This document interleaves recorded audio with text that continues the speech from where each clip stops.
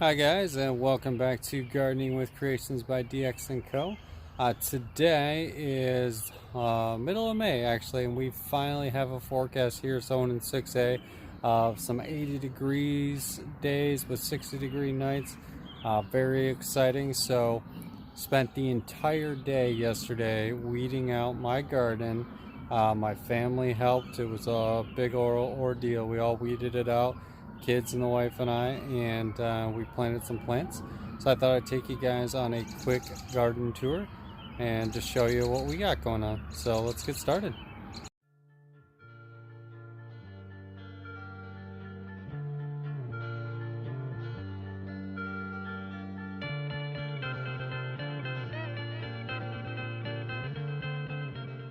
All right, welcome back. So we have not planted these tomato plants yet. In fact, they are doing phenomenal, but I have no space for them, which I'll show you in a minute. We still need to get the marigolds in the ground, which is okay. So we're starting to flower, which is always awesome. The dandelions for the bearded dragon are doing great. I'm actually going to pot those and take them inside to keep them close to the bearded dragon's cage. Watermelon is going to go in one of the raised beds that we built. If you haven't seen that video, check it out. A couple more tomato plants as well. So these tomato plants, another one back there because I just didn't have space. They were growing so thick on the shelf here. So these tomato plants were actually posted online for people to come and get. As well as, I know these look funny, but they're actually all bunched together. I just planted them. They're strawberries. And I'll cover that in a second here. The parsley is bolting and actually going to seed. The kale has already gone to seed. So again, I haven't done anything with the inside of the greenhouse because I look for a video to come where I actually deconstruct this entire greenhouse, move it, and put it all back together. So those of you, this is the Harbor Freight 6x8 greenhouse, so I'll try to do instructions on how I'm taking it down as well as putting it together, so that way you guys can follow along if you guys are building one, because the instructions are awful, but the greenhouse is awesome once you get it put together. The apple trees, this one I thought was completely dead, and I just kept watering it. Look at this, and look at the growth. So that's just awesome. It just stayed dormant for a little while longer. I've got some dill seeds popping up in here, so I'm going to save those. I've also got some volunteer tomatoes, and mind you, I haven't had a tomato plant in here for 2 years, but volunteer tomatoes are still coming up. Pretty cool. So those are cherry tomato plants, so more that I can give away. I've got strawberries coming up out of the bed there and spreading here, so I'm going to have to move those. The raspberry bush is just doing awesome. You can see it's starting to grow some more. I think those will flower. Unfortunately, I think it flowered once and then we had the frost and killed it. But the blackberry bush, this is a thornless variety blackberry. You can see the flowers are starting to form here, so we're going to get some awesome blackberries off that one. Again, container planted both of those. There's a video on that if you want to check that out. They can last a good 3 years in a container before they really need to get put in ground. So maybe at the end of this season in the fall, we'll actually put them in ground. I'm going to put them alongside the apple trees there. So stay tuned on the video for that. The last bit of weeding that I need to get done that I just haven't had a chance to, but this strawberry bed, look at all those wonderful flowers. This strawberry bed has filled in, as I told you before, that it's bleeding out amongst there. It was bleeding out onto my pathway. The strawberries were growing in my actual bricks. So you can see all the bricks stacked up. I tediously took the bricks out one by one and actually pulled the strawberry plants out. My wife and I both. She helped, was a big help. And then she posted them online and we got rid of almost all of them.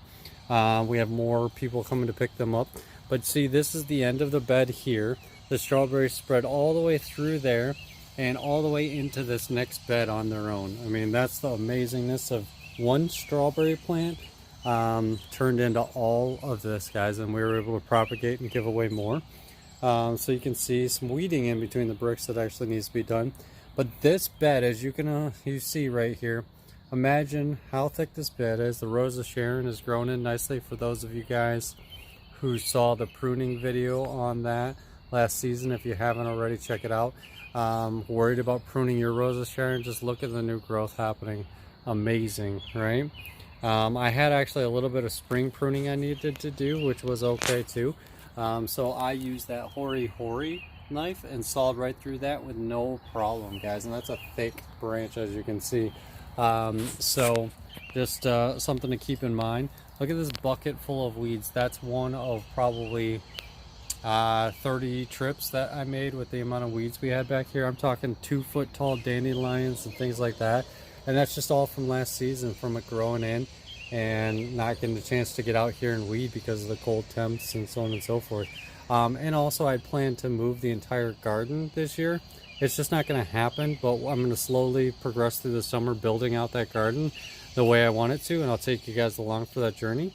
But this year we'll grow in our regular garden, and we'll transition to hopefully growing fully in that other garden next year in the back.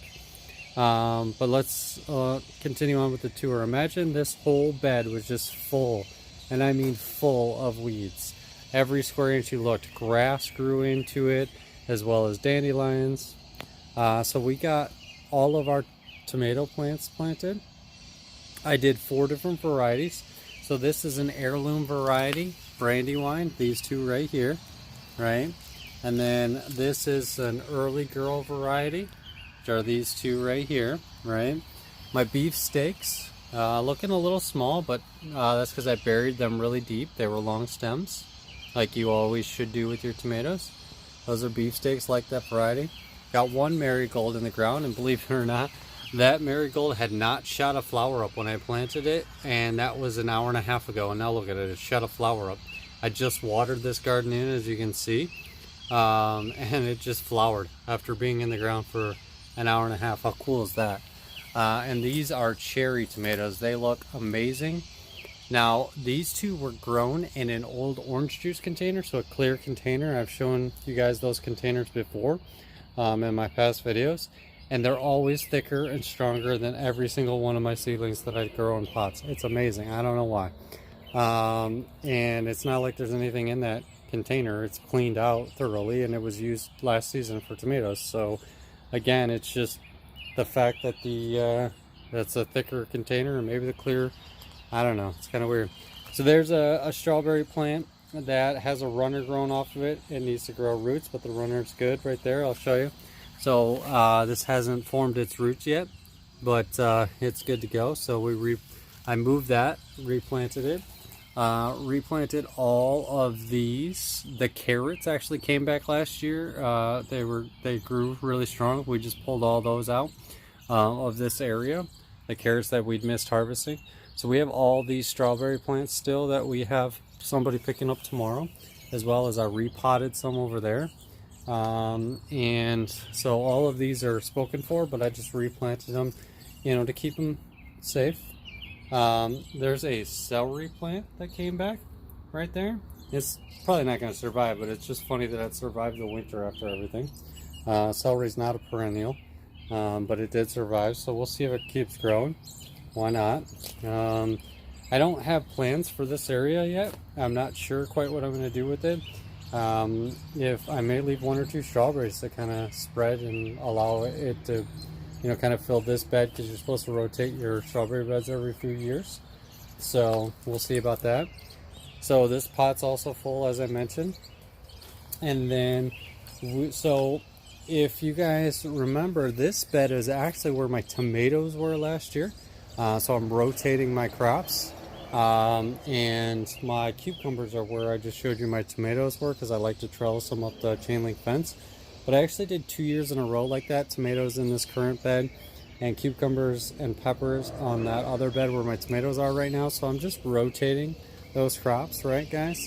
So it's always a good thing to rotate your crops. The reason I got away with it 2 years in a row is because I actually changed out the soil. I actually put in new soil and amended the soil last year. So this year we're changing it up and watering it in with aquarium water, which means it's getting phosphates and nitrates when I'm watering it. I just watered with well water sprinkler at the moment, but in general, I do water when I do water changes, which will actually be on Thursday this week. And so these are jalapenos, peppers, right? Pretty cool. The bell peppers, right there. So that's a bell pepper, mixed bell pepper variety. So last year we got some purples, some yellows out of those ones. So we'll see what we get this year. We also got some greens. These are Greek peppers. Greek pepper is a very sweet pepper, and it's green, and if it gets started early enough, when if it has time for the pepper to mature, it turns red, and it's amazing. It's the sweetest pepper you'll ever taste. And then this, funny enough, in front here looks like it's dying, but it's been thriving despite the diseases on these leaves, and so I've just been letting it go and go. It's kind of a dwarf. The cat got a hold of it to begin with, and that's what happened with this one. It's actually a bell pepper. And funny enough, this one is a mystery pepper, but I believe it's a Greek pepper. Back here, you'll see this here is a cucumber. That's a cucumber. That's a cucumber. That's a cucumber, cucumber. So, and a cucumber. So we've got 6 cucumber plants going on. They look awful, and I'm going to be the first to admit it. I don't know if they're going to survive, but I figured I'd plant them anyways. They waited way too long to get planted because of the frost issues, and so I just didn't have the time to up-pot them like I needed to. And plus, you know, transplanting cucumbers too many times, they really don't like to be transplanted. So I got at least 3 that I think will survive. As you can see, there's nothing for them to trellis up in this area though. So I'm going to have to make a trellis system, and so stay tuned for that if you guys want to check that out. I'll show you what that looks like. You can see, guys, this whole area, like I said, the strawberries came into this bed as well. They actually grew, so when I built the greenhouse, there's a 2x6 that's underneath it, and so there was a bit of a gap in some areas, so I actually framed it out with 2x4s to give it a dressed off look, as you can see. So the strawberries decided to grow in between that crack, and so they're just going to continue to grow there for the time being. Probably get dwarfed by the cucumbers, block sunlight at some point. They might die off, or they might just thrive and spread. Who knows? So maybe we'll get some more strawberry plants to relocate. For now, they are fine. They're not harming anything, so I'm leaving them. When I move the greenhouse, I'll be able to get them out. So that's basically what it boils down to. So there it is, guys. That is the small garden tour. I am going to put some carrot seeds in between the tomatoes, so that way hopefully the carrots can grow in and we can get a good harvest out of the carrots. I've still got to plant the rest of the marigolds, like I mentioned. Sunflowers are out in a different area, and this area in particular does not get enough sun. It's mostly shaded, so I've had some success over here with butternut squash, but I really want to do watermelons and stuff, and so I'm trying to clean this area out. A lot of times I'll just throw leaf compost here like that, and so you can see the soil underneath is pretty good, just from being composted and such. So I was actually utilizing it, shoveling some of that down, and starting to fill some of the raised beds areas with it. I'll give you a quick tour. It's a mess, but so you can see where I'm at with the raised beds. I've got one partially filled, building one in front here. I got to move it. So I was able to get 4 raised beds out of the lumber, plus I've got that raised bed over there is full of greens for the bearded dragon. So it's not the lettuces and things like that we eat, but it is edible stuff like broccolis and kohlrabi and collards, that kind of stuff. But it's all specific for the bearded dragon, which that's doing very well. So a lot of cleanup. You can see this is all weeds right there. That's from this garden. So it takes a lot of work, guys, to maintain your garden, but once you get it down, you know, mulching is the best bet. We don't mulch because we have an earwig problem. And they like to hide in mulch, and so they come into the foundation and get in the house, and that's just awful. So we don't mulch for that reason, not with traditional wood chip mulch, at least not in these beds. Another reason why I want to move stuff out there so I can mulch into those beds. yeah, so that Rose of Sharon's growing in nice. That Rose of Sharon's growing in nice. And looking forward to our first harvest. So there we are, guys. Just a quick mid-May garden tour from Creations by DX & Co. And I just wanted to give you guys a quick update on where we're at. I know a lot of Michiganders are having some issues with frost this year. So exciting to finally get out and plant, get your hands dirty, you know, and tackle these projects. You know, I didn't get the projects done that I wanted to get done and get my beds to where I wanted them to be this year, but that's okay. I had a fallback plan and my family chipped in and helped, and it's just been amazing, and we've been able to kind of give back and give some plants as well. So, you know, it's just been a fun ride. As well, guys, we've got our t-shirt business that we just started up, so we've got some awesome t-shirts, some gardening ones on there. We've got some fun ones, leggings, hoodies, you know, whatever. If you guys are interested, it's just creationsbydx.com, so check it out. You know, if you guys want to support my wife, you know, that's always appreciated. You know, and we're looking to start getting into a donation process. We've got a Be Kind t-shirt on there where we want to start donating to Save the Bees foundations and stuff like that. So it's more to come on that, guys, more to come on everything. I hope you guys like this video. If you guys like the style video, garden tour videos, leave some comments down below. Let me know what it is that you guys want to see, and I'll try to do more of that for you guys. Got a lot of great video ideas coming up. I have found a plastic barrel, so I'm going to try to do a DIY rain barrel at some point this year.